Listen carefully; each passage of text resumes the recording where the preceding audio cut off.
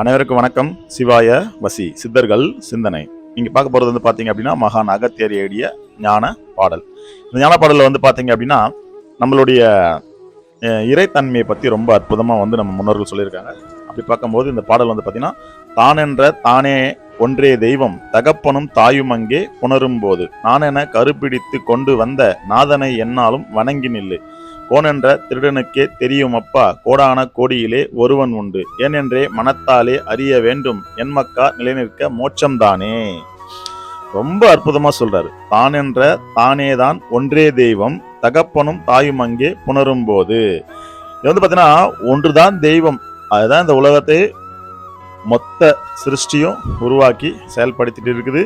அந்த செயலுக்கு காரணம் எதுன்னு கேட்டீங்க அப்படின்னா ஆசை. அதாவது மூணுத்தி, காமத்தி, கோவத்தி, பக்தி, முக்தி. அந்த முக்தின்றது இந்த மூணுத்தி ஒன்னா சேர்த்து திரிச்சோம் அப்படின்னா அதான் திரி. அந்த விளக்கு ஏத்தனா முக்தி. அப்போ இந்த காமத்தி உருவாயிதான் தகப்பனும் தாயும் அங்கே புணரும் போது நான் என கருப்பிடித்து கொண்டு வந்த நாதனை, அந்த நாதமா உள்ள வந்திருக்குது யாருன்னு கேட்டீங்கன்னா அதுக்குள்ள அந்த முக்திக்கான கூறா இருக்கக்கூடிய எம்பெருமான் ஈசன். அந்த ஈசன் எங்க இருக்கான்னு கேட்டீங்க அப்படின்னா, எந்த நாளும் வணங்கி நில்லு, கோன் என்ற திருடனுக்கு தெரியும் அப்பா அப்படின்னா, நம்ம உடல்ல ஈசன் ஒளிந்திருக்கிறான், மறைந்திருக்கிறான். அந்த கோன் என்ற திருடனுக்கே தெரியும் அப்பானா திருட்டுத்தனமா இருக்கிறான் அப்படின்னு சொல்லுவாங்க. அதாவது கண்ணன் பாத்தீங்கன்னா திருடன், வெண்ணெய் திருடன் சொல்லுவாங்க. ஏன் சொல்றாங்கன்னு கேட்டீங்க அப்படின்னா, வெண்ணெய் என்பது பாத்தீங்கன்னா பாலை மோராக்கி, பாலை தயிராக்கி, தயிரை மோராக்கி, மோரை வெண்ணையா மாத்துவாங்க. இப்ப பால் கெட்டு போயிடும், தயிரும் கெட்டு போயிடும், மோரும் கெட்டு போயிடும். நான்காவதா வரக்கூடிய இந்த வெண்ணெயை கெடாது. கட்டாயம் அதுக்கு மேல அது நெய்யா மாறுச்சுன்னா பஞ்ச கவ்யமா ஆயிடும். அது அதாவது 5 பொருள்ல ஒரு பொருள் முக்கியமான பொருள்.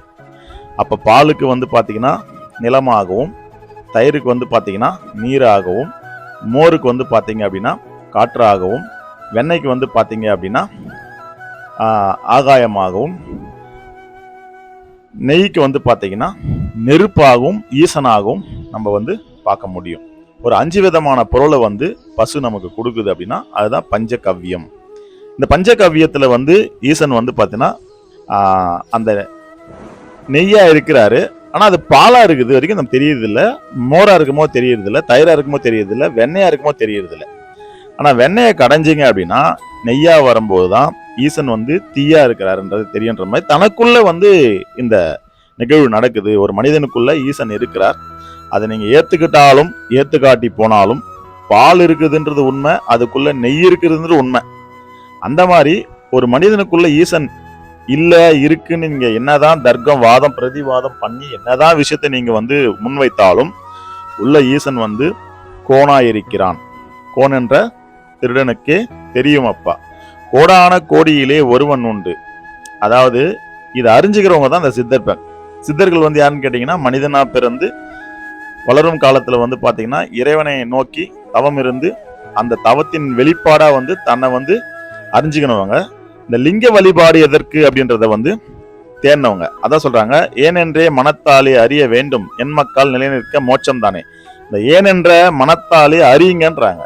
ஒரு வழிபாடு இருக்கு அப்படின்னா, இப்ப லிங்க வழிபாடு நமக்குள்ள இருக்குதான்னு கேட்டா உலகம் ஃபுல்லா இருக்குதுன்னு சொல்லி இன்னைக்கு ஆய்வு சொல்லுது. இன்னைக்கு நம்ம பொது வலைதளத்துல பாக்குறோம். ஒரு கட்டத்தை சொல்லியிருந்தா கூட நம்பியிருக்க மாட்டோம், இது பொய்யா புகட்டா கூட பேசுறான்னு நினைக்கான். ஆனா இன்னைக்கு எல்லாமே பாத்தீங்கன்னா கம்போடியால இருக்கு.